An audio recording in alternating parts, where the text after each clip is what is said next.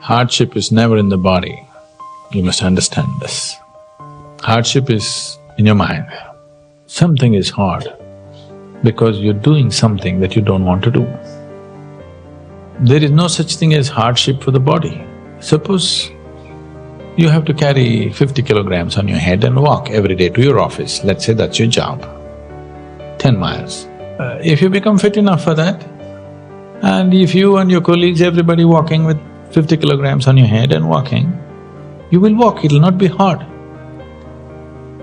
It's just that you see somebody else driving a car and going away. Now it becomes hard. Very hard. That to somebody you do not like. When you try to create comfort, everybody seeks hardship. For example, after the World War II, United States of America must have spent, I do not know the numbers, but must have spent at least $200 billion to build the highways.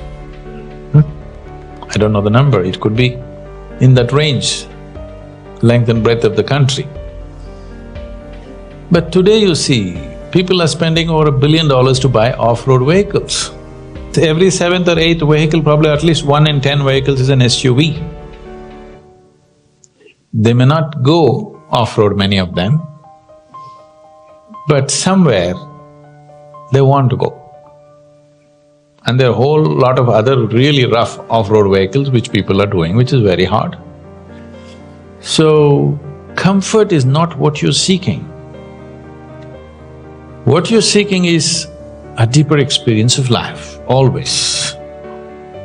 You can seek this either consciously or unconsciously. Right now in a given society, if somebody sets it up that having this kind of an automobile is the best experience, now you're aspiring for that. In another society, if somebody says, walking up the mountain is the greatest experience that you can have, everybody wants to walk up the mountain. Yes or no? You're looking for a bigger experience. Living better does not mean more things. Living better just means that your experience of life has evolved into something more pleasant and fantastic. No? No, just a little longer car, little bigger house, this has become living better, unfortunately. If you don't change this, your life is anyway gone.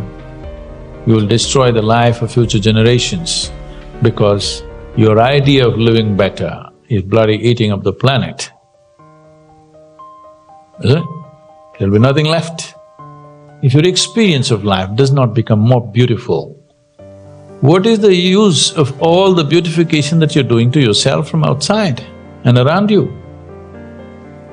What is the use of building huge mega cities and comfort and this and that when people are miserable?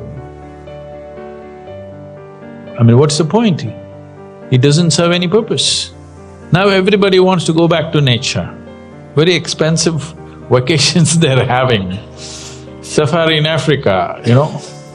So, this is because we have set a wrong precedent.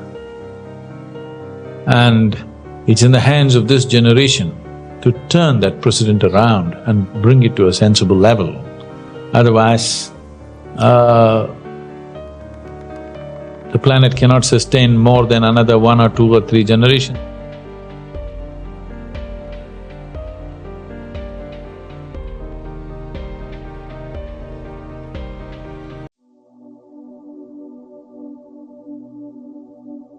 Dear seekers, in the realm of existence, 3 questions often emerge, stirring the depths of our consciousness. What is our true responsibility towards this planet we call home? How does spirituality intertwine with our role as caretakers of the earth? And in what ways can we, as individuals, contribute to the well-being of this vast, living organism?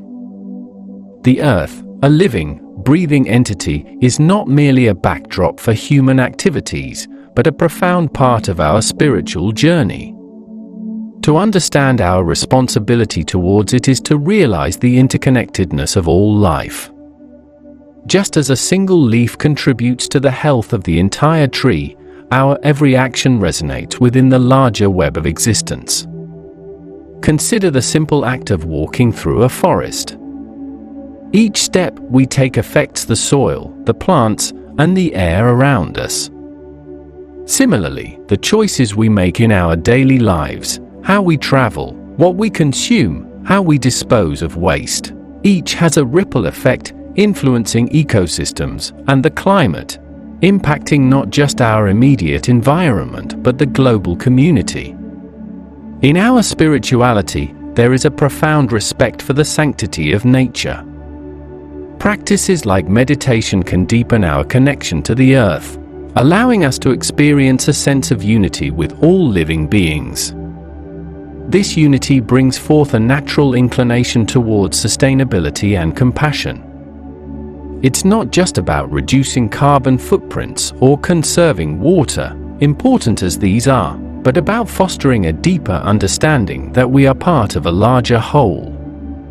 Moreover, spirituality teaches us humility and respect. Just as we care for our bodies and minds, we must care for our planet.